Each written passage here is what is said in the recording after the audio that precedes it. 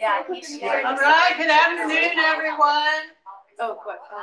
Thank you for making it here on this very crazy weather day. You will not be disappointed. This is going to be a really fun and interesting talk. I'm thrilled to welcome back Amy Lee, who finished the TTP PhD program last September. I've known Amy for over 10 years now, ever since she was a freshman here at UC Davis, and worked with me on a project where we were looking at people crossing the railroad tracks down at the train station.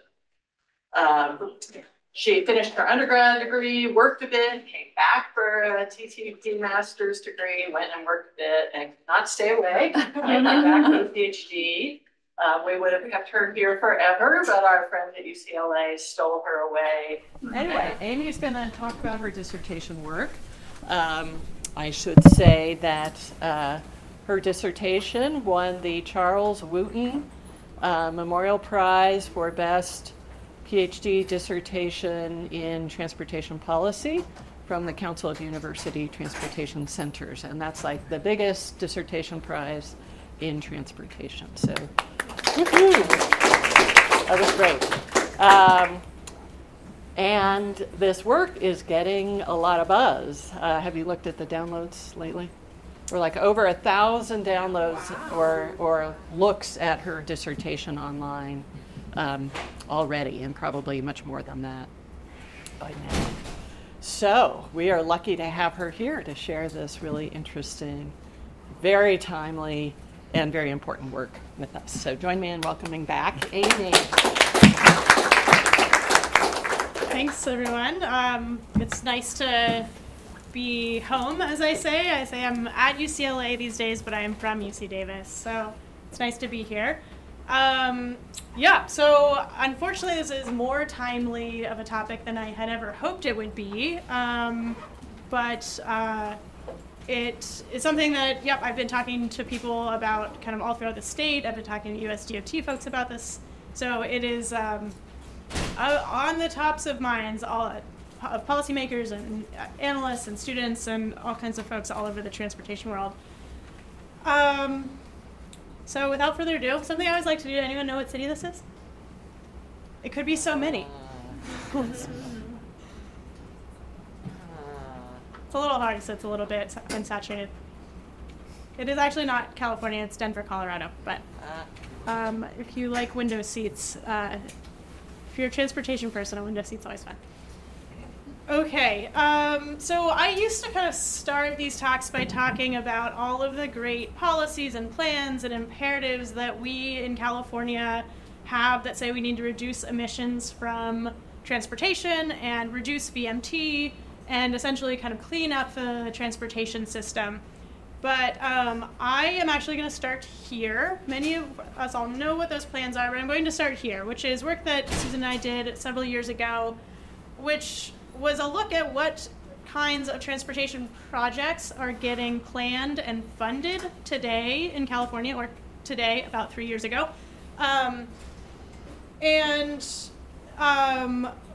Which showed that across at least the sample of 5 different regions throughout the state, even in California with all of our bold goals, that we are still spending an astronomical amount of money on and our kind of very precious transportation dollars to expand road and highway capacity. So this is a graph of its programming, so funding from regional agencies for Fresno, the Bay Area, Sacramento, Shasta, and Tulare regions, and these are just 4-year snippets, and if you can see the Bay Area is in a 4-year block of funding, $1.8 billion, billion with a B. So almost $2 billion in the Bay Area alone going to expand its road and highways. So a little bit of context setting, we could say, oh, well, this is what's getting funded and programmed right now. So the policy hasn't reached out to hasn't caught up to what we're planning or to what we're programming and funding today. Maybe these are just vestiges from the past. These are legacy projects that are making their way through. We just have to kind of clear out the pipeline, if you will. So I also looked at what's being planned in those long-range plans that many of us look at, or we for sure learn about in this program. And in fact, regions are still planning to spend huge, even beyond astronomical. I think these are actually too small to actually be, or too big to be astronomical numbers. We're still planning to spend, that's $14 billion of road and highway capacity expansion in the Bay Area, which generally likes to say like, oh, we barely spend anything on highway expansion or road expansion. But as a dollar amount, there's still a huge amount of money going into highways, despite many of the policies that we think about a lot in the transportation world. So this inspired essentially the questions that drove the remaining 3 or so years of my dissertation work, which is why do we do this? Why are we spending this money in this way? And so that question of why and answering that question required sort of a different look at our transportation system than I had previously done, and I think I know a lot of other transportation people do. And it really was a matter of looking at transportation systems and understanding, I think this quote sums it up really nicely. This is from Robert Bullard, who's an environmental justice scholar. These transportation systems and all of those projects don't just spring up out of thin air. They are planned, and in many cases planned poorly when it comes to people of color. These conscious decisions determine the location of freeways, bus stops, fueling stations, and train stations. And these decisions to build highways have far-reaching effects on land use, energy policies, and the environment. And so we know there's a lot of really good research about these downstream effects, kind of summarized there, but the downstream effects of highway capacity. I'm going to go really quickly through this because this is not the focus of my research, but it motivates my research. And essentially, it's what we know about those downstream effects of what happens when we expand infrastructure like a highway. And there's really good research that has shown the travel behavioral effects of expanding capacity. This is coming from the induced travel literature of induced VMT, sometimes called induced demand, but I'm going to call it induced travel. It affects how much people drive, which we measure in VMT. It affects development activity, sociospatial residential patterns, and those have impacts and those downstream effects for emissions, air quality, greenhouse gas emissions, and then also the burdens of the health impacts of those air pollutants. Community severance is something that I thought about a lot. The economic burdens, the environmental burdens from these that flow from these highway capacity projects and investments. There are for sure a bunch of feedback loops here that I dug into, but I'm not going to get into them, but you can read all about this. So if we know that this is the overall causal chain of what happens with, there are also benefits. Highways offer, unparalleled mobility. So it's not that they're for naught. I drove on one today. But if we know that these are the overall burdens that are coming about from highway capacity, and we have policy in California that says we should be decreasing our carbon emissions from transportation, and we have the Clean Air Act, and we have environmental justice policies, then why are we doing this? Why are we expanding capacity? And so that is where I came in and said, I will let the researchers do very good econometric studies looking at the elasticity of travel demand and all those things. I don't need to hash that out further. I'm curious about what the upstream factors are to this highway capacity, all of this highway expansion. So I was looking at what is that variable, or I'll show is a very complex set of variables that is upstream. And I went to the policy process literature. The policy process field generally describes what are the factors that would treat something like a highway project as an output, the output of the policy process. And so that is where I focused my attention. This whole work draws from this policy process world. And there is a very brilliant depth of, I really recommend taking a look at this. It changed the way I think about things generally. But so it was a look at institutions, and there's a very brilliant scholar. She won the Nobel. I also was very graciously informed. She's a graduate of UCLA. Eleanor Ostrom, who spent her entire life, or career, thinking about this. And so it was how to approach this sort of why question in a very empirical way.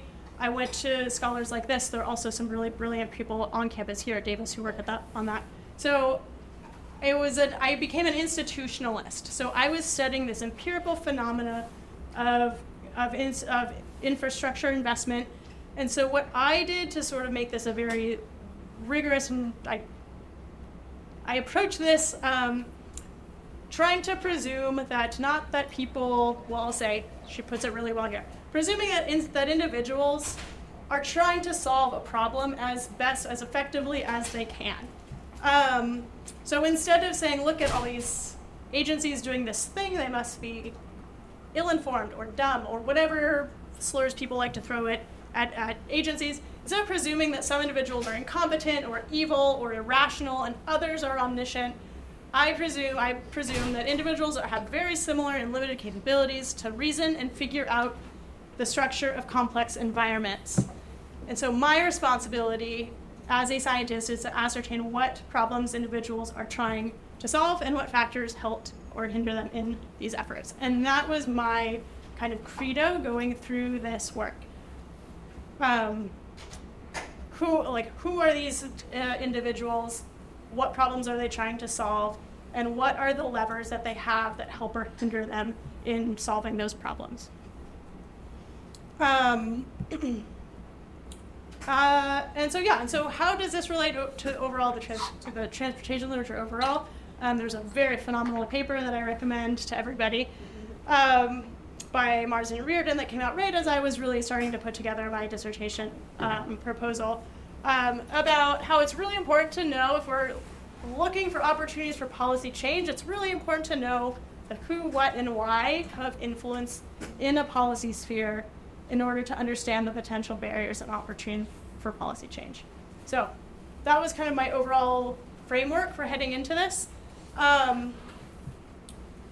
And also the theoretical framework that I drew on to answer this broad research question of what are the institutional and political factors that motivate highway expansion. This is how I put it broadly, how I actually dug into this empirically. I use these 3 questions, looking at who is powerful in highway expansions and what I call the highway policy arena. I'll use that term a little bit. What problems are actors trying to solve with new highway capacity? And then why do they think that highway expansion is a solution to those problems? How do they evaluate things? How do they assess outcomes? Again, the theoretical framework for this is very deep and very robust. I drew from what is called the Advocacy Coalition Framework. It was developed by Paul Sabatier, who was a long-term faculty in the Department of Environmental Science Policy here at Davis. Chris Weibel was his student. He was a PhD student here as well. So this very, very useful framework for understanding, it describes policy problems that have a substantial amount of goal conflict. So kind of where there's lots of fighting is how they put it, where there are important technical disputes, multiple actors from several different levels of government. Sounds a lot like the transportation policy making arena. And so I drew on that, and that helped me draw out this idea, this concept that's core to the Advocacy Coalition Framework, the ACF, which are beliefs. And beliefs are these sort of deeply held ideas, paradigms, views that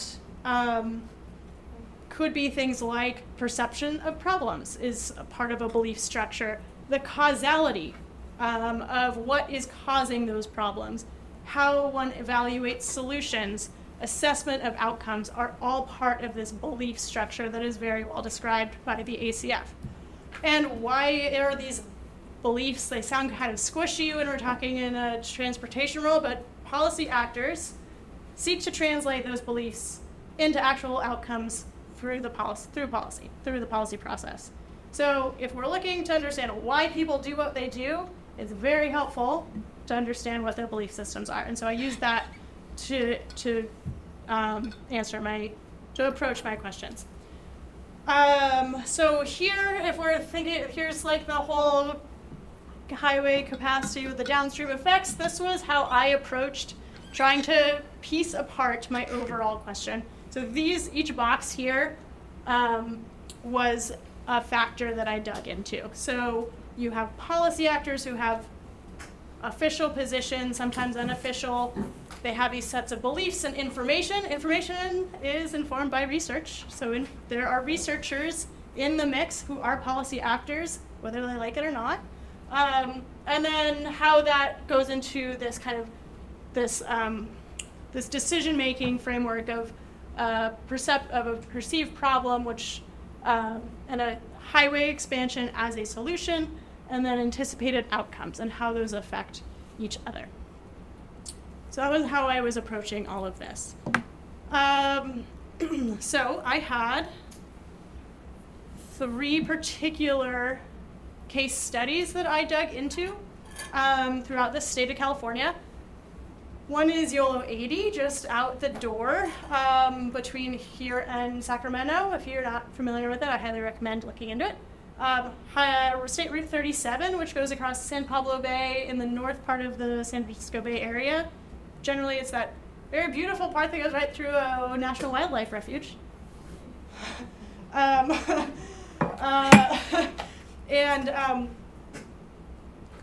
Lower Interstate 710 in Los Angeles County. So it goes from the port of Long Beach and Los Angeles essentially up to the rail yards and the City of Commerce, I think it is, in the LA basin.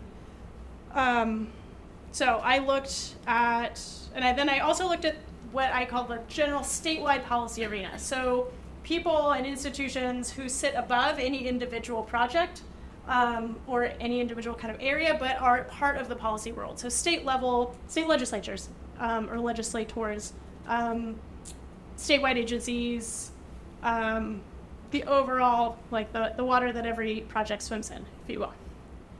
And so what I did, I had a pretty mixed methodological approach. The key part that I'll be drawing on today was a set of 48 in-depth interviews with key informants. I did key informant interviews with this mix of folks. Essentially, there was at least someone from each of these areas for every case project. But trying to get a very good spread across each project within these areas. This I kind of put together from the literature, but then also a snowball sample saying who else should I talk to in this area who's very central to this policy process, so it expanded out a little bit. I also looked at primary documents, like anything that had to do with the environmental process, scoping documents, lawsuits, things like that. And then for that first part about what's getting programmed and planned, I looked at regional transportation plans and programming.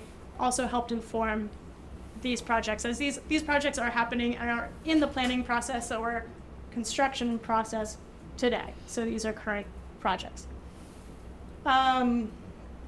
Okay, so the findings that I'm going to talk about, again, are going to be about the power players, the problems that motivate highway expansion, and then why actors believe that highway expansion is the solution. There is a lot more in my dissertation, and so I encourage you to take a look. The key takeaways, I'm going to give you the cliff notes right now, so if you snooze for the next hour, this is the key thing, but I'm going to go into these points in a lot more depth with some of the qualitative data that I collected through that interview process. And I think I'm presenting the ones that I found kind of most surprising, given what my initial hypotheses were.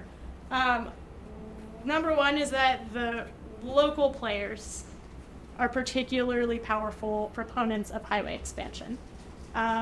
There's often a thought that it's a state and regional system of transportation governance, but a very powerful player are folks at the local level. And I'm going to talk about how I kind of use local a little bit more broadly than just to mean city or county.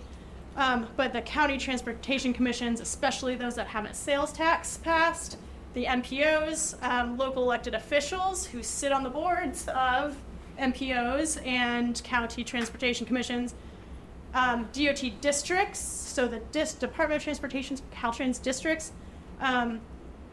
are subsets of the overall state Department of Transportation, but they tend to ally very closely with these local agencies, so they act more as local players than as state ones. So I'm going to go into all this in more detail. Okay, these gonna like put the lead right out front, but these powerful players are generally focused on short-term and local problems like congestion. Congestion is a huge one in the state of California. They are less concerned with problems of VMT and climate change. Those are long-term, large geographies, too big for them to grapple with or to run their re-election campaigns on, for example. And even a short-term fix was considered worth it in an overall evaluation of outcomes.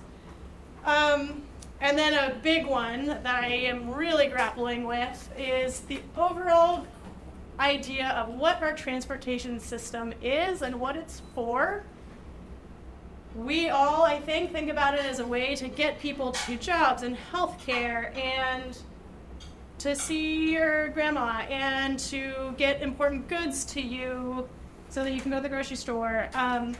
There is those are all very true. And also the transportation system is a product that is built and is funded by public dollars.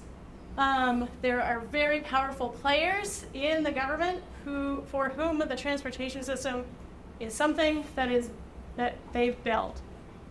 And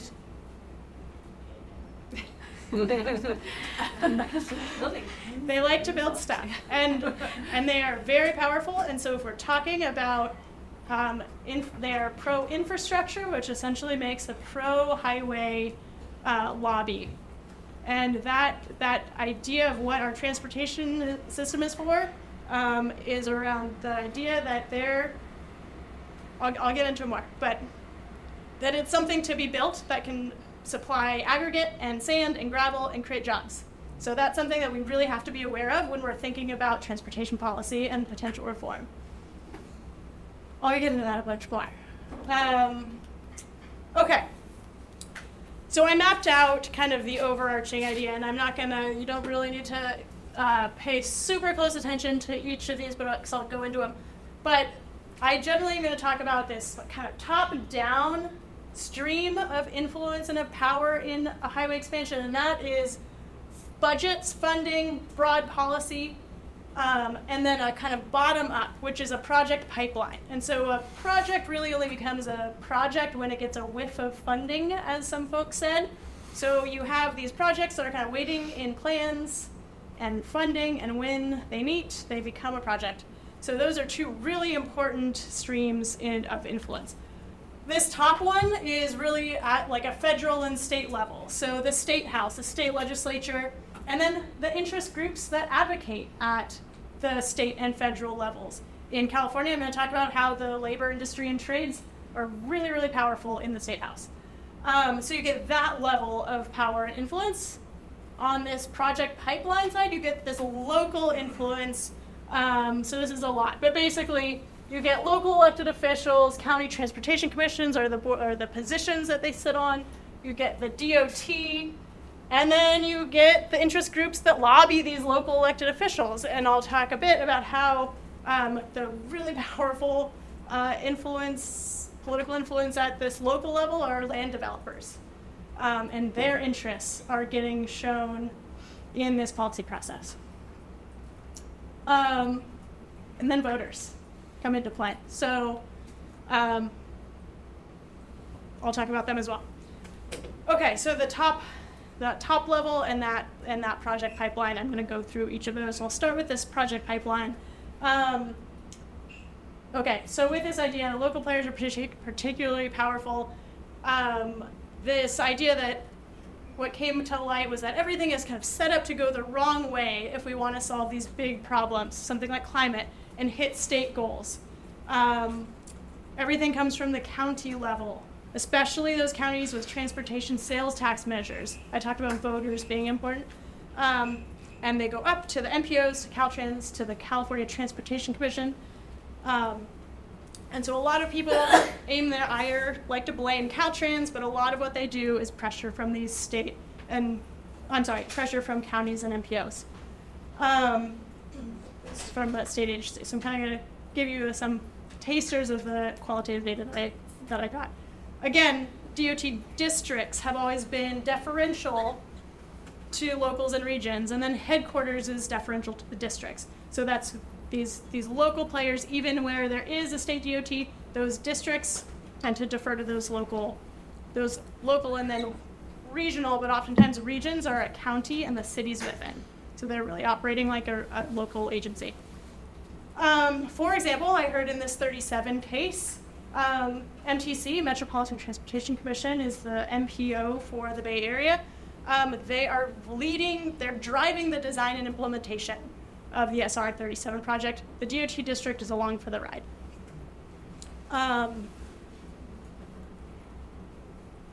And even within that, to kind of drill down to the local leaders being really effective in those MPO and those regional bodies, there's literally, this person said, one MTC board member, a Solano County supervisor, one individual who's single-handedly pushing the project.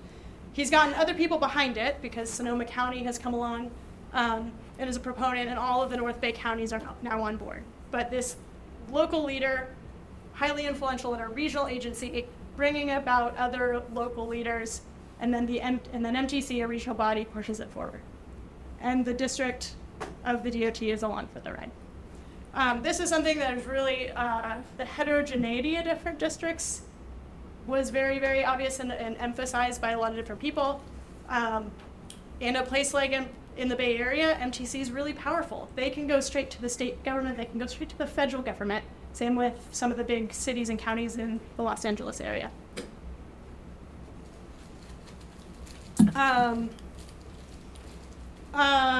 And then there's this tension that became very obvious. In that heterogeneity, there's this tension of districts feeling like they have to play middleman, or middle person, between RTPAs, which are Regional Transportation Planning Authorities, local electeds, Caltrans headquarters at that state level, local politics, and a lot of those district directors have gotten where they are because they've really successfully they worked the local electeds very successfully. So again, they are allied with those local leaders. And where they have gotten, you get this professional network born out of that local level. And then having to essentially be the agency on the ground, kind of the boots on the ground kind of agency of the state DOT in this local level. So they are trying to be the messengers of state policy, but they are really of the local agencies. So they get this rub. It's how a lot of people describe it, or friction between at the district level. Yeah, so again, then there was something that became very, very prominent around a couple of the cases, but particularly the Interstate 80 case. This idea that sometimes DOT districts do go rogue from the overall state direction. So while they are part of the California Department of Transportation, they sort of go rogue from it. And so people described how there's Caltrans, but there are these little fiefdoms of Caltrans all over the states, and that's how they described districts. The big Again, I talked about how there are projects and there's funding.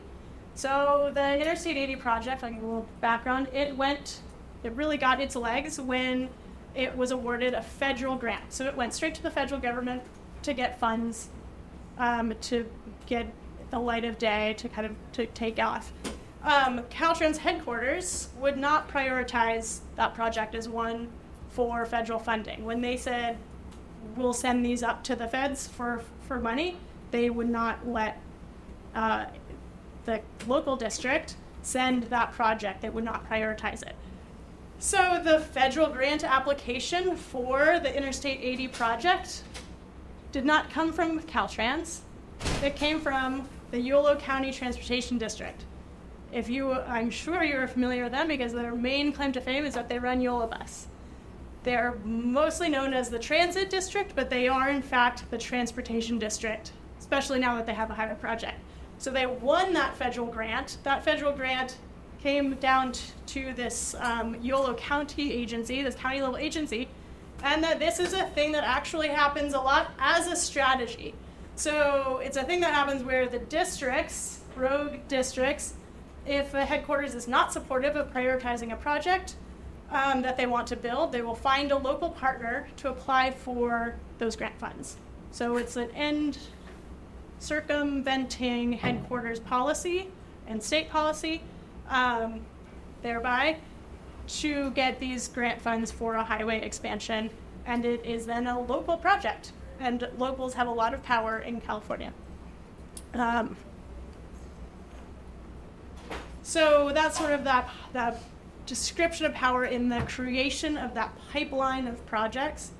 The State House side of things, so that money and broad policy. What the powerful player I'm going to talk about mostly here is the interest groups that are around the industry, trades, and labor organizations who are all powerful in the State House. And that's coming from someone in the state legislature. They have been labor, and kind of this is used as shorthand to mean labor, industry, and trades. And they have been this magic sauce, as one person put it, which would make a great paper title, in transportation policy, because California has a supermajority of Democrats.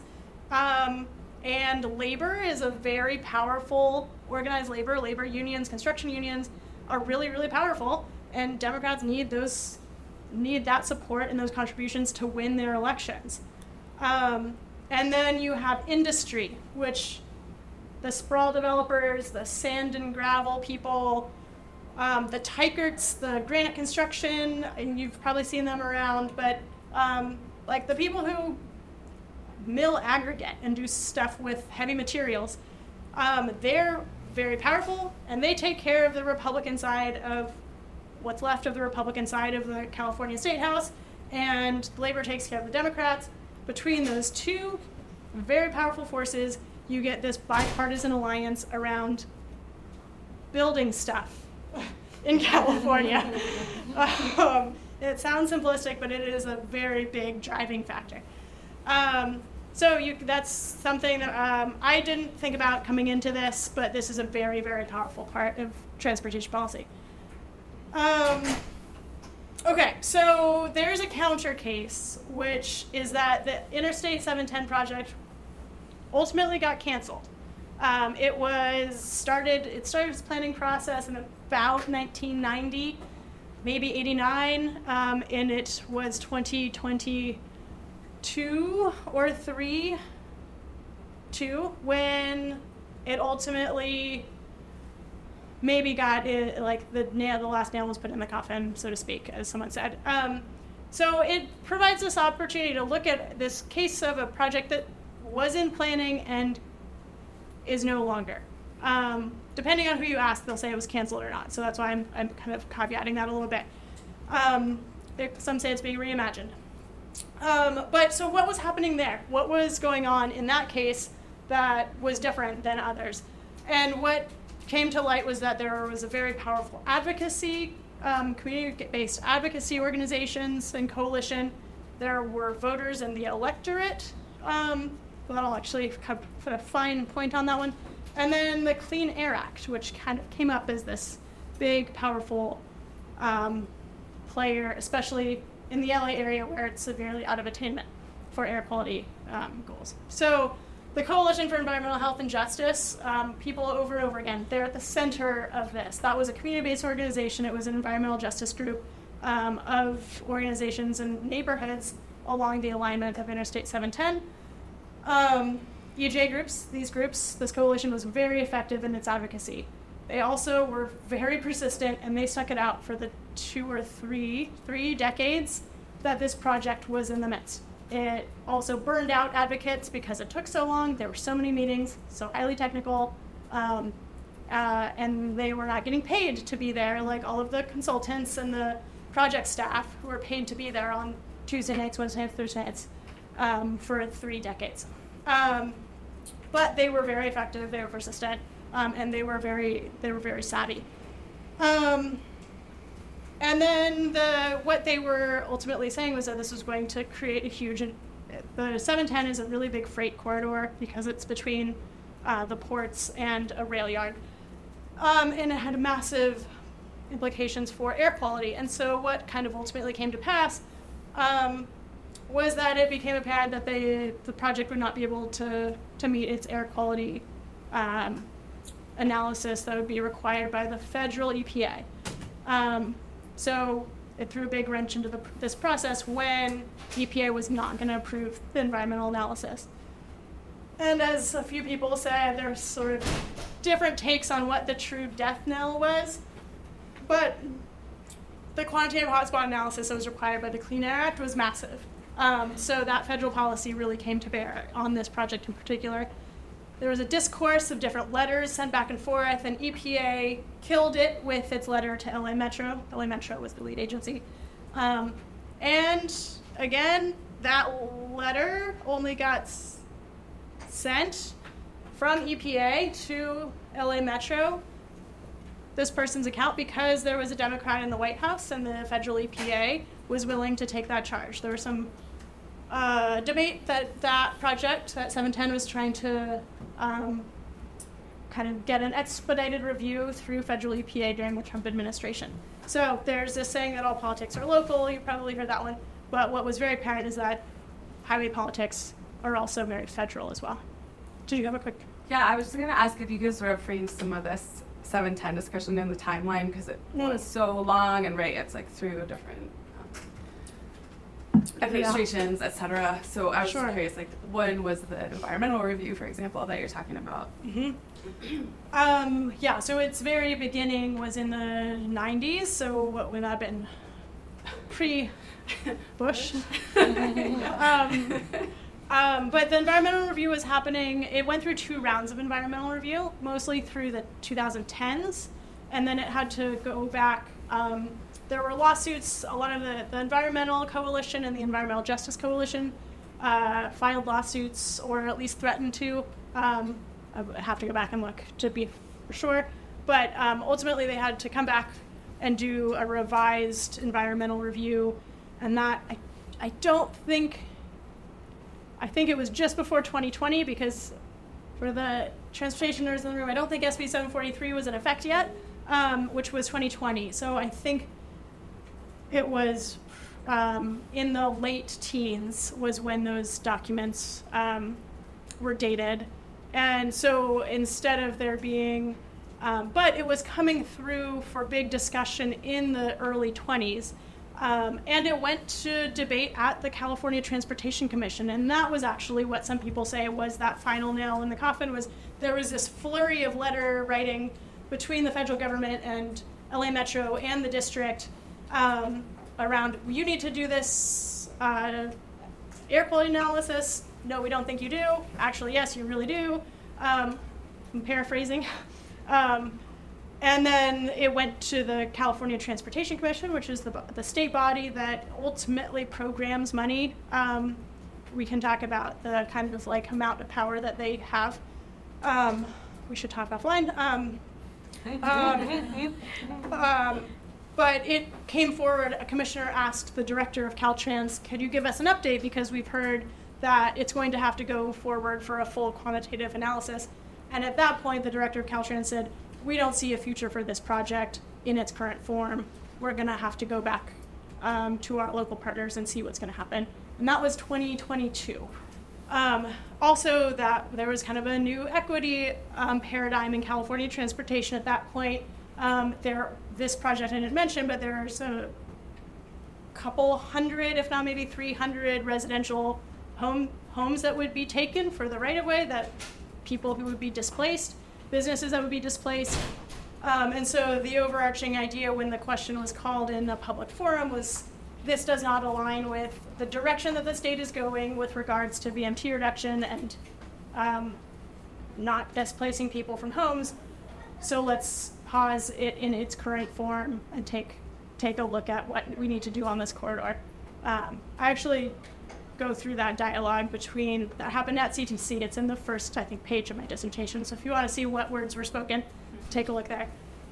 So that's kind of when and then once that happened, then the local agency, that was the lead agency, LA Metro, it fell into their lap or jurisdiction of what do we do now? And that's where I'll actually get to the electorate being a very powerful point, because LA Metro is the lead agency. Caltrans said they wouldn't support it. Federal EPA is saying, you're not going to pass muster on this environmental analysis, so we won't approve it. So what does a lead agency do with a project that they've been working on? And the board of the LA Metro, it's the local elected officials who sit on that, who sit on the board of LA Metro, passed a resolution that said, we're going to go forward and approve the no project scenario after 3 decades of planning. So they approved that, and that, folks have said, was not an evolution of these suddenly becoming freeway fighters. It wasn't an evolution of policy priorities, but there had been shifts in who the voters were for those board members. There had been a redistricting in about 2019 or 2020. And so the constituency of those voting members on the LA Metro board and what those voters wanted is what drove and what drives those local elected actions. So you've got the multiple streams of you have voters, local elected officials, and then the state and federal agencies all coming to bear in this one project. Yeah, this person said it was very, very simple. People who are elected they're wanting to make their voters happy and show that they're working for them. So that redistricting put the corridor of neighborhoods, or the neighborhoods that are around the 710 corridor, into a different district. And the representative for that area is who ran the measure saying, let's pass the no bill. Very, very long and complicated project, so I can talk about it more. But this was kind of the big theme that came out of it, is this power of voters calling up their local elected officials and voicing opinion, especially if there's an election on the line.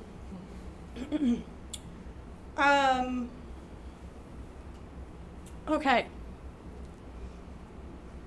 So that kind of is my broad overview of who is powerful. There are a lot of different players, and obviously it varies by case, but there were themes that I pulled out were kind of ones that were consistent throughout. So the people who are powerful get to set the agenda for transportation. The problems that are important to them are what are salient and are what they can activate through policy. So what are the problems that were motivating those powerful players? Okay, there are many, many problems that people brought up, but there is this very, very prominent thread that for every problem, there was a transportation solution for it. And it was very nicely and succinctly noted by actually an academic, where transportation is the default solution to any social problem. We don't try to mix income levels in cities. We provide public transit between them. We don't try to locate jobs in certain neighborhoods. We use transportation infrastructure to take people to jobs. And that was something that I thought is very useful in kind of thinking through a lot of this. And why is transportation this default solution? It's something that we fund locally, and we don't fund housing. Basically, transportation is this thing that we fund locally. We have some local control over it, and so we put a lot of our hopes and dreams on the transportation system. Really, it's transportation and water are the things that we control, and sewers. So transportation wins out. And so it's when thinking about these big social problems like segregation, inaccessibility of a lack of jobs, lack of housing, or inaccessibility between jobs and housing, or food deserts. We're thinking about what these powerful folks reach for are the transportation solutions, because there's a lot of money and it's decided publicly. So that is something to keep in mind. And then what is the prominent problem that came up across every single case across the entire state? It was congestion. Congestion is just the most politically motivating problem, perhaps across any policy area, according to the elected officials who I talked about. It is, as this person said, congestion is the political and transportation problem of import to local electeds. I cannot emphasize enough how much the motivation brought about by congestion. It is just so aggravating. There's an entire psychological component to this that I got into a little bit. It just launches the ships of policy in a way and that's like nothing else. Yeah, and so how that trickles down, it goes into the agency staff. So there's a congestion problem, and to ignore it would be against my job duties. There's this institutional charge to solve congestion. Even in the context of what we think about a lot, which is SB 375, which says that we shall reduce BMT, or SB 743, which says that in CEQA, congestion is not the transportation impact of import. That is just not how the hearts and minds are. Those policies have not reached the hearts and minds of elected officials. Congestion still reigns supreme. And so that pipeline of projects, again, it was built. Those projects are really about ways to solve congestion. So you have this swell of projects waiting in these plans and programs that were focused on solving congestion. Mobility, vehicle throughput was the lens that agencies had at the time that these projects were born and put into kind of paper into that pipeline. And then there were lots I mentioned. There was a psychological aspect. I asked people why they thought congestion was so terrible, which really got some funny looks, I'll tell you that. But really the way that it was discussed was akin to a fundamental evil like world hunger.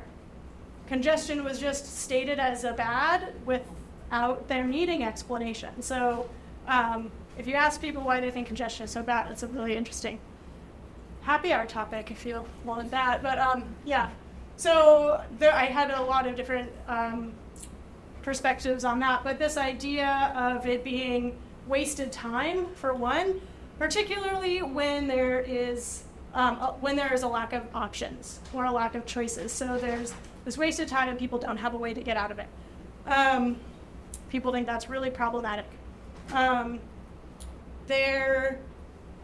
are a lot of really fun quotes. You can dig into them in my dissertation if you want. But then also congestion is used as a problem, sort of a problem as a proxy for many others. So there's a big range of justifications for expansion projects, and many are very opportunistic in how they justify them. So like these days, the issue du jour is something like this expansion is for climate resiliency. Then they'll talk about evacuation and then the supply chain because they're going to go after freight money. And then this is what I'll dig into, or equity. The logic being that There is congestion through a disadvantaged community, and so we need to relieve the congestion in that area so that the air quality problems will be bottled up and not competing. So there's an air quality problem that is a congestion problem that is an equity problem, but the root cause is congestion. So we have to solve that congestion for equity, or for air quality purposes, or for greenhouse gas emissions. Again, I heard this is a very, very common one. If you look at highway expansions these days, you'll actually see this a lot. People of color live far away from their jobs, so they need to expand highway capacity so that they can drive there with less congestion. This highway project is an equity project. So congestion getting wrapped around and sort of conflated with equity. And this was something that I heard directly from an elected official who I interviewed. Reduced air quality degradation, so air quality, is a goal of this highway expansion project. So simply moving people at a more even pace, so kind of reducing the stop and go nature of traffic, will reduce air pollution and greenhouse gas emissions. So the problem that they identified here was that we have air pollution and greenhouse gas emissions, and their solution to it was a highway expansion because they thought it would reduce congestion. Okay, I've kind of already really gone for this one, but then there's this problem of highway building for building's sake. I don't think I can quite emphasize enough, but I've talked about it. So there are these very powerful forces in the state legislature who see this stuff as product. The transportation network is a product that they manufacture, essentially. Do they care about these other pieces and these outcomes that we all think about a lot, like congestion relief and climate? Maybe not that much. Again, labor, construction, trades are interested in jobs. So if you actually look at the agendas of, say, the California Transportation Commission, at the bottom of the agenda will be the dollar amounts that they decided on that day and the number of jobs that those are affiliated with. It's very, very powerful when you start to look for it. And so the interests in the state level view these projects as job creators. So then they can't really see another path forward for job creation in the transportation space. So they have this notion of we need to build for the sake of building. That's really, really powerful throughout this. And then they have a willing public partner in this. So you have an institution of the DOT that has operated for decades as a construction company, basically, where more projects are good projects. They too employ a lot of folks whose jobs are predicated on having big projects to design and engineer. And so in this person's statement, it doesn't matter if there's really a long-term benefit or if it's sustainable or equitable or any of that stuff in the grand policy goal. We just want to build more projects. And there's been a long line of chief engineers who've operated that way. And then there is, I mentioned that kind of downstream, the project pipeline. There's this other element of building for the sake of building. A really powerful player are the land developers, who are really powerful at the local, like with local elections. If you look at who's funding whom, take a look at that. But a lot of the reason that the local players, who are very powerful, are putting forward these capacity projects goes to back to the political pressure of land developers wanting to increase auto access so that they can develop. So you have this drive to build both the system itself and then the access that's opened up by the highway capacity is of interest to land developers.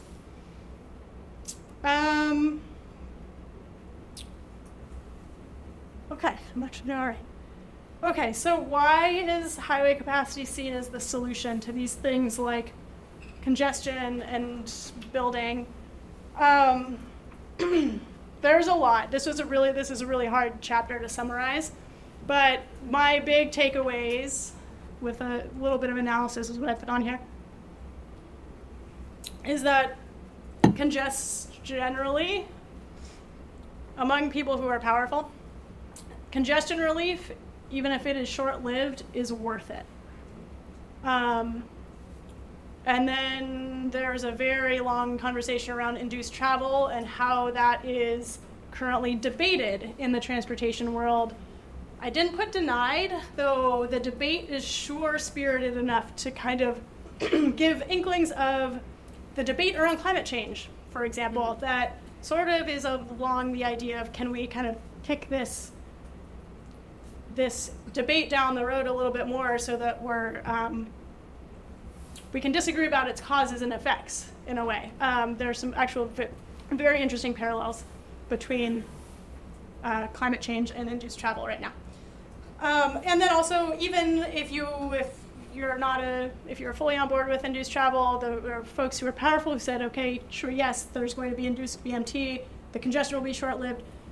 That's not today's problem. We have a problem today, and that is congestion, so we need to do what we can to fix it, even if it's short-lived. So, so there was someone from the local elected world that said, elected officials don't have any sense of the short-lived nature of congestion relief. What drives their constituency and what the voters want are what drive the elected's actions. They want to deliver for their constituents. And they want to make their constituents happy and show that they're working for them. It's very simple. So there was the example that they gave was that they can say that they are working on a highway expansion project to help with the congestion problem, and that is showing that they're working for their constituents. The problem, the congestion relief might be short-lived, but it's something that they can show that they are working on, and there's money that they can go after. They can demonstrate their political clout when they win a big federal grant. Look at the partnerships we created to get this federal grant. And they can show that they're working for their constituents, which has value to a local elected official.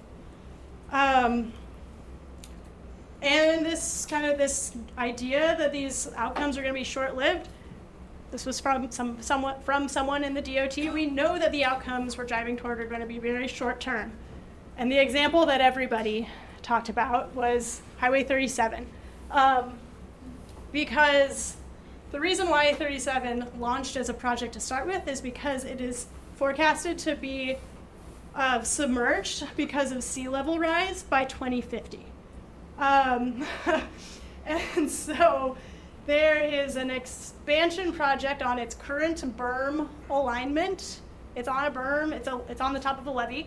And then there's this other long-term project, which is to build it as a causeway, much like the causeway across the Yola bypass. But that is the long-term project. It's really expensive, so we need congestion relief well before that project could come to fruition, as people said. So we need to start working on this today. So this project will be, this was a very good demonstration of the time frame on which decision makers were operating. And 37, probably the perfect example of this. What a boondoggle to spend $400 million on a project that best case scenario will be open for 10 years until it's underwater for half the year. So before induced travel would even probably reach its full effects, it's already forecasted to be submerged by sea level rise. So the $400 million to expand that was worth it for those maybe 10 years between open, it's going to take a while to build that project. So by the time it opens in about 2040, it would get maybe 10 years before it would be submerged. So the timeline is pretty short for a very, very large investment. And so where is this coming from? What drives this sort of boondoggle?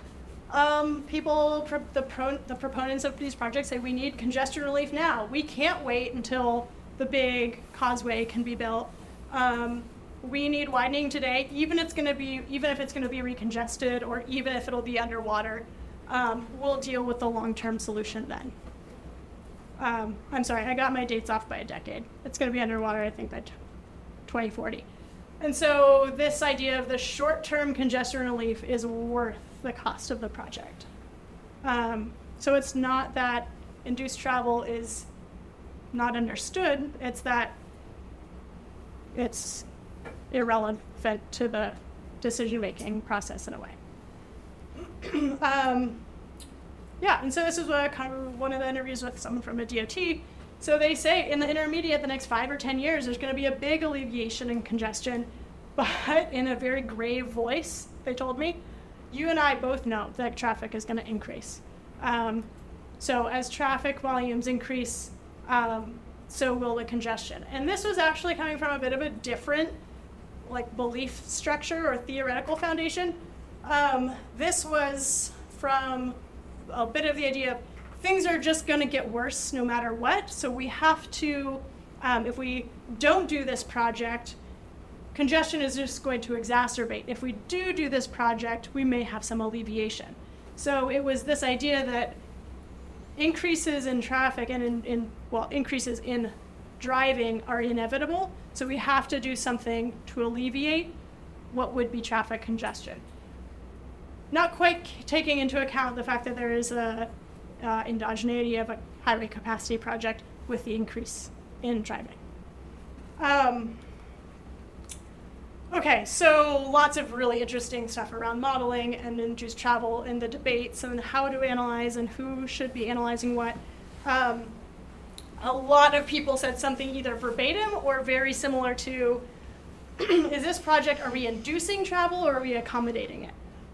So if we expand this highway, we're accommodating what will be an increase in VMT, or we're accommodating freight and truck trips from the port because they're going to expand no matter what. And we don't have control over the ports or the rail yards or these big freight producers. So this is this big theme of debate within the transportation policy arena is, are we inducing it or are we accommodating it?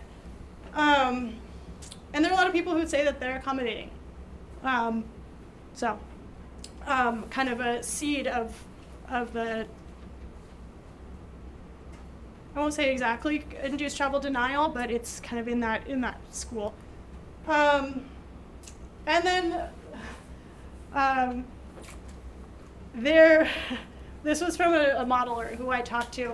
The way that travel analysis and a lot of very sophisticated modeling is actually used in the policy process was something that came about. And do we actually plan, and do we use the planning process and the analysis process to decide what we do, or do we use that process to anoint the projects we've already decided on?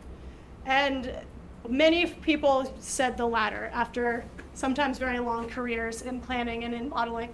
And so this was a modeler, a modeling director for a regional agency who said they sometimes thought of their position as chief modeler as being at a big fancy banquet and someone calls you over once in a while and says, you're my number boy and I need a number, a nice juicy number, just the right number. And what they want is the number that supports their political needs or the project that already has funding. And so this theme of how modeling is used and how the planning process is used,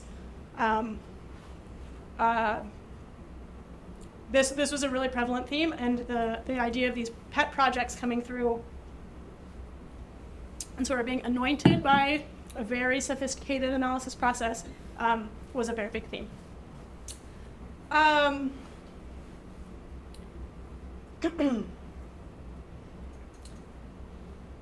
Sorry, this one is a little bit out of order. Essentially more about the induced travel analysis and denial, but essentially what is today's problem?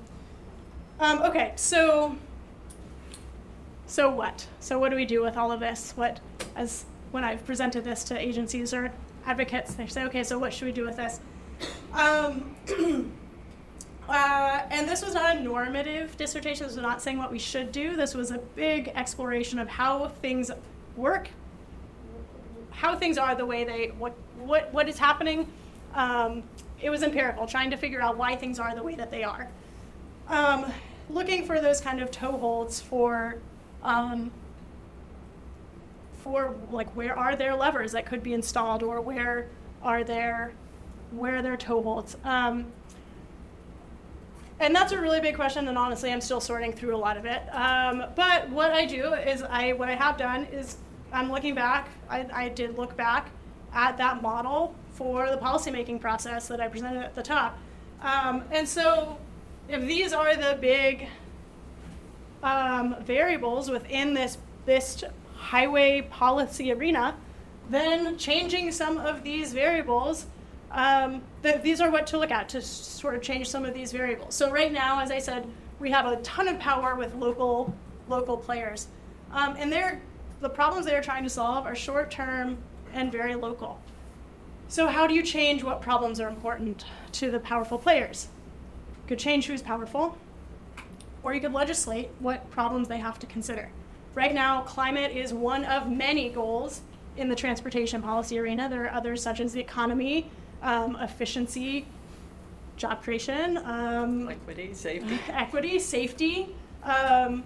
And so if there is a goal, then there is right now ambiguity as to which of those should be prioritized among local agencies. So that would be a role for state legislature to say, here are the priorities that we'll say you need to work on. Or there's a role for, if there is a state interest in equity, air pollution, climate, safety, then the powers in these arenas could be, there could be more state level power.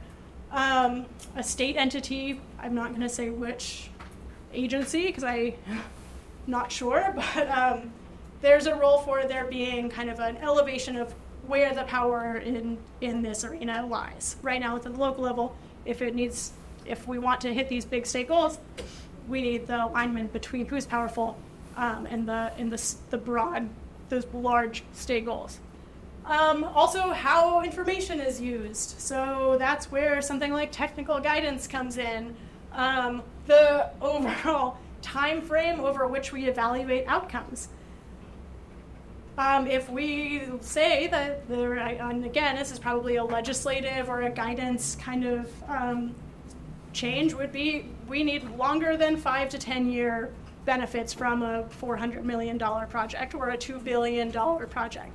So how the horizon over which outcomes are evaluated, that goes into kind of what information is used. Those would be areas of policy change or areas where policy could target. There are many more that I talk about, but these are the areas where there are levers that need to either be installed or levers that can be flipped to try to get some of the outcome, to try to get different outcomes from the policy process that we have. And that is most of my dissertation in about 70 minutes. So thank you very much for your It is just so rich and kind of disturbing. Question. So it feels sort of like what's happening is the opposite of NIMBYism, where it's like only in my backyard. So we're willing to have this broader belief system, and I think I fall into this myself, that all of my career is about stopping climate change, right? I couldn't say that openly for 11 years, and now I'm gonna get this when I can. Well, go. But at the same time, and I think there are many, many people in the state who would say the same thing, right? Even these people you're talking to, they know what induced demand is, they know, but yet they're still willing to do this for the immediate benefit. And it feels like a lot of it is, it's okay if it happens in this one project because we really want to relieve congestion for these folks. And I think to Amy, my husband is one of those people stuck in that topic, right? He doesn't have other options to getting to this plant in the middle of nowhere south of Sacramento. And so he drives because it would take hours to get from there on transit. Mm-hmm. And he sits in that congestion and he comes home stressed out and whatnot, right? So I wonder how we really do fix it, because it takes a lot for me to stand up and be like, no, I want my husband to sit even more congestion. Don't solve the problem because we have broader goals. Like, that takes a really wise person to be able to come to that conclusion. I can see how we would end up in this vicious cycle, and until we actually build the alternatives that people use, which is going to take a ton of time and a lot of money and a lot of change in mindset, like, how do we actually solve? Again, my dissertation was explanatory, not narrative. But yeah, I think the thing that I heard from a lot of people was congestion will be a very salient issue until we have opportunities for people to avoid it. And so that changes the kind of grip that congestion has when it is something that when there is an alternative, and the alternative is as cheap and easy and fun as driving one's own personal car. So, and we're very behind the curve in actually having a transportation system that has those that plentiful array of options apart from driving. We just have not invested in transit in a meaningful way compared to our interstate system and our highway system. When you're done, okay. 2 words. Yeah. And as we continue to invest $14 billion in the Bay Area alone on highway expansion, they are also investing in, in transit and other options too. But there is it's a boondoggle, I guess I'll say. And it was very clear how that is something that players at every single layer of or every level of government feels like they are part of that boondoggle. And they also think that they're doing really good work to help people get to their jobs, because that is a huge opportunity, and that's a big piece of the economic benefits of a highway. And there's one other, I think, from the beginning of your comment. Maybe go ahead while I try to think of it. Well, yeah. So part of the problem, of course, is the belief that widening highways will reduce congestion. Right. Okay, that's problematic. The way to reduce congestion is pricing, and the research shows both of those things very clearly. Yeah. So, yeah. Did pricing come up in your? Yeah. Pricing came up a lot. Did other Yes. approaches or other solutions come up? Absolutely. So yeah, and pricing it could have been a dissertation by itself. So yeah, so I will say there will be a lovely maybe 3 to 5 years that your spouse can get to South Sacramento. After 5 years of miserable construction. But Don't forget that. Don't forget that. It'll be a beautiful 3 years. And then congestion will return as homes relocate. So but again, the bias towards building stuff as opposed to installing a pricing scheme, which does not employ as many people and many of those sectors, including Caltrans. So there's a bias towards, hey, we want a big project because they're powerful entities that will get a lot of benefit from pouring all the concrete and designing and engineering the causeway addition, when there could be a very relatively cheap and very effective congestion solution that would be pricing. But that is not the solution that people reach for nearly as often because of the powerful players and the beliefs that they hold in that arena. Yeah. Okay. Pricing will have to come together with some providing other alternatives, right? Otherwise, then we get into the equity issues and so on. And I'm thinking about alternatives. Let's say there is a construction rather than for a highway, but construction for rail and transit and so on. And it's also built, right? People like building stuff, they can build it. Yeah. Let's build some high-speed rail. That's right. Well, it doesn't have to be high speed. So what's their take on that? Yeah, really, really good question. And that came up a lot. We can build huge amounts of transit, can't we? And so this is where the contours of labor and trades is very interesting, and I'm reaching out to collaborators because it's not my area of specialty. But it is that is a coalition in and of itself. So different trades, operating engineers, electricians, rebar, masons, concrete pourers, boiler makers, all kinds of things that I didn't know about actually before this. But they all come together as a coalition to make up kind of the trades organization, the state building construction trades something. And laborers are adjacent to that, so there's a labor union, and that coalition is held together by sort of these pre-existing arrangements of kind of deals that are made. So in the current status quo finance fiscal structure, they get shares of that pie. If you say, okay, we're gonna really shift away from building highways to building transit, who gets what out of the transportation pie changes. And that is already a somewhat delicate coalition that's held together that then has to get reopened and re-litigated amongst themselves. So yes, it's still building, but that would require kind of reopening what is currently sort of a tenuous, or not tenuous, but like an arrangement that's already been agreed upon and has already kind of been hashed out. And then also there was someone who I talked to from the labor construction trades industry. And so some folks in this coalition do care about the types of projects that they're building. So there is an ideology at play among at least some of these organizations in terms of saying, are we spending $5 million to build highways versus transit stations? And some are saying, why should the state be telling us what we can and cannot build? There's also a different element, which if anyone watches CTC meetings in their spare time, Helps me sleep at night.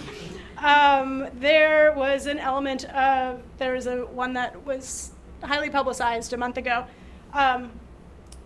fund all of the above. So more of the kind of tack of the groups who are building stuff say, great, we'll build that too.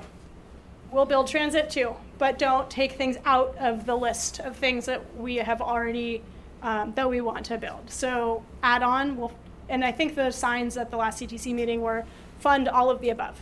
So it's Susan has a really good way of putting it in her book, which is throw everything at it approach to transportation. So fund transit, fund transportation, fund highways, but don't take anything out. Those have already been agreed upon. Don't take those out of our balance sheet.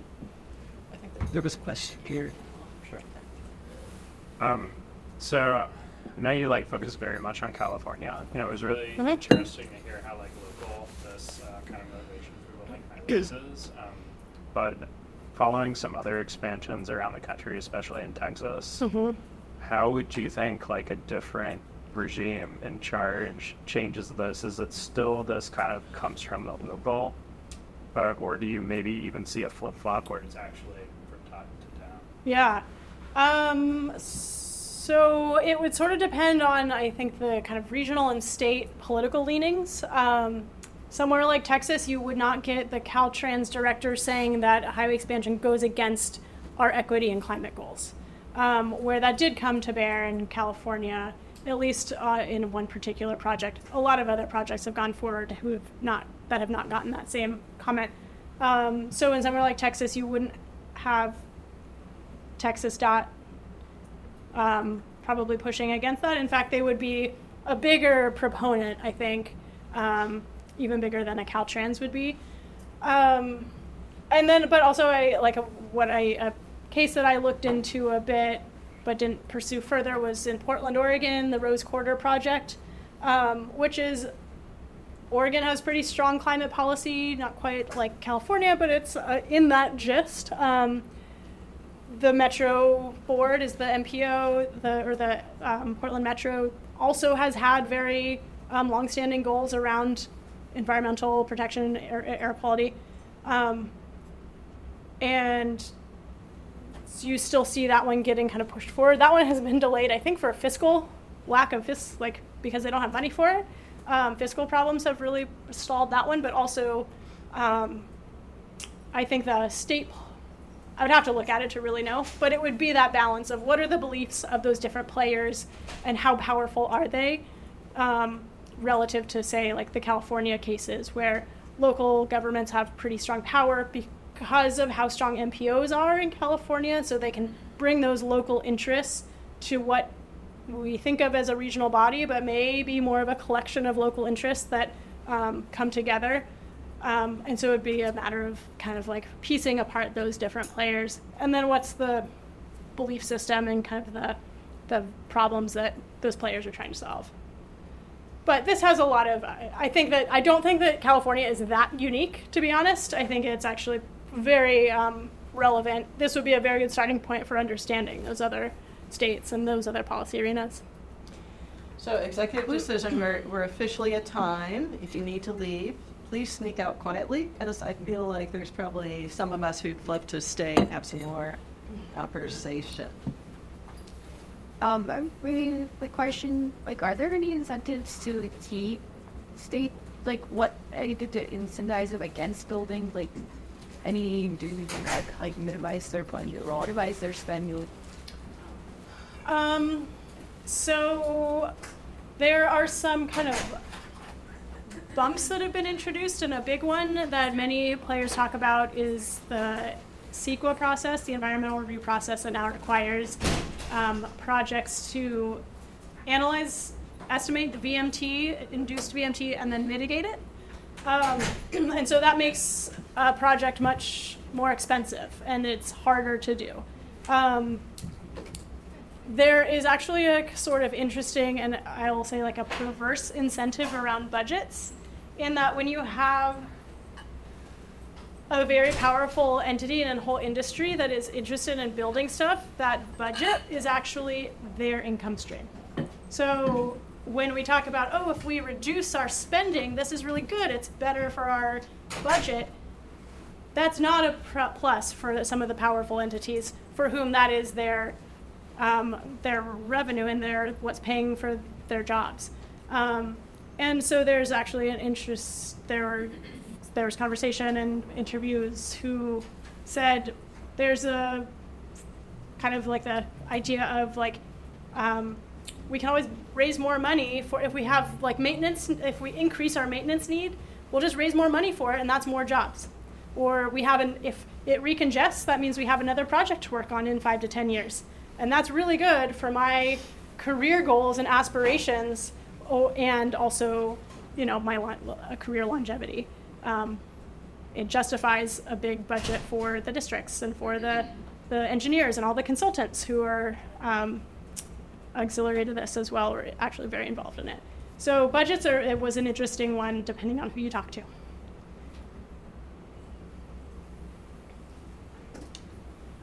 So I was wondering, like, it's interesting that in this pro-highway culture that SB 375 even went through. Curious to know your thoughts on that, like, how did that happen? And also, like, don't all of these highway expenses that kind of throw them off their BNP targets, like, how does California justify that? Okay. This is for another... Another dissertation? Yeah, that's right. But so... that was kind of the beginning of my exploration with this, because I worked for an MPO prior to grad school, and I was working through those first sustainable community strategies. So SB 375 requires that a regional plan meet greenhouse gas targets. Okay, so I kind of say it's like a mutual fund of transportation projects. It can have all kinds of things in there. It's a bundle of lots of things, and the aggregate of those projects need to meet a target. So as one of my colleagues used to say, in those plans you have broccoli projects and potato chip projects. So the ones that are the healthy projects that help you meet the goal, and then if you have enough broccoli, you can toss in potato chips to meet your overall nutritional value. And so, but you have this baseline minimum for the nutritional value of your aggregate. And that was the key part of SB 375 getting passed, was don't tell us what to do with individual projects, but at a regional scale over a long term, our bundle of projects, let us figure it out, just give us the target and we'll do it. And then also I will say, the key thing, I would say SB 375 is working precisely as it was written, because it was written to say a plan must meet these targets. It did not say you need to fund these, you don't need to fund in the same priority as this plan. You just have to show that your overall long-term plan can meet a target. Do you have to follow that plan? Did I follow my dissertation plan as written? I did not. So like I had other components that I pulled out and I fussed with them. But you know, it's like the best laid plans. So a plan as written has to meet a target. They are not being implemented. Like, there is no law that says they must be implemented, even to the spirit of those plans. There will be a point where there's going to be there's just going to be so much catching up to do that regions won't be able to meet the targets for the upcoming cycles. So there's kind of this, like, if you procrastinate enough, no comment. I'm going to stop using my dissertation as an analogy now. If you put off implementing that that plan that meets a greenhouse gas goal, then it will catch up at some point. And so what we might be seeing someday very soon in these next plan cycle or two is that they can't meet targets, the greenhouse gas targets. But as such, like, these plans have been following SB 375 as written. I think there was a question. Oh, I think I said. Oh. Yeah, another from Michelle, ma'am. I'll stop and fully the account or.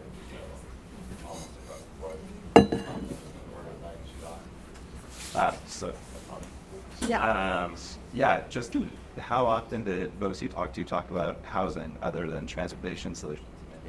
Yeah. Actually, a lot. I have a whole paper that I'm writing about it right now.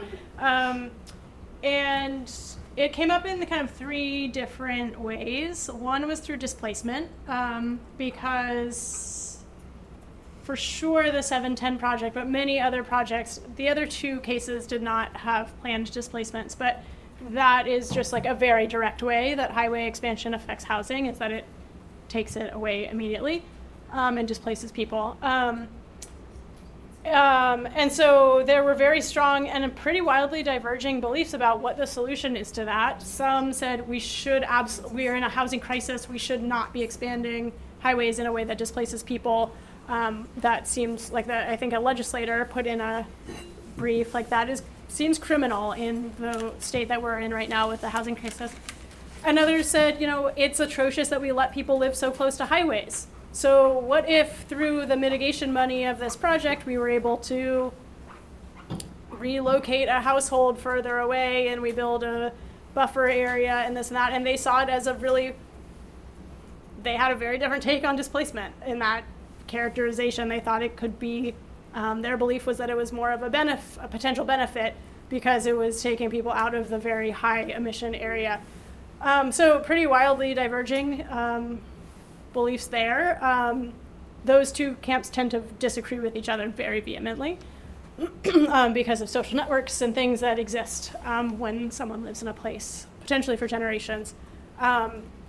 Another big one was I sort of hinted at it through that idea of congestion being if you expand a highway and it reduces congestion, it's an equity project. There was this idea that we need to increase access to housing. People are forced to live further away from their jobs because of housing unaffordability, and increasing a highway to reduce congestion increases, essentially the idea is that it increases housing supply for people priced out. So people who can't afford to live in central areas, thus their line of thinking goes, this is a way to justify a highway expansion as an equity project again. Again, kind of going to the comment at the beginning, that would be like a 3-year housing supply project. that would get, if it increases throughput, vehicle throughput for a little while for people who have cars and can afford to drive them down an interstate really far, and that actually forces them to, because there aren't houses built or there aren't homes like near their jobs. It's using the transportation system and very expensive transportation investments to sort of increase housing supply. What about like actually increasing housing supply in the job-rich areas, the transit-oriented, active travel areas? Was that discussed as a solution instead of just... It was among some players, absolutely, and among others, it was a reach towards transportation as the solution for housing affordability. And I get kind of going to that theme that I talked about, for every problem, including housing affordability, there was a transportation solution for it. All right. Yeah. Crowd's getting restless. We kept you a long time. Yeah. This is a fence, and there's lots of people. Yeah, we wanted to like, We leave let's officially.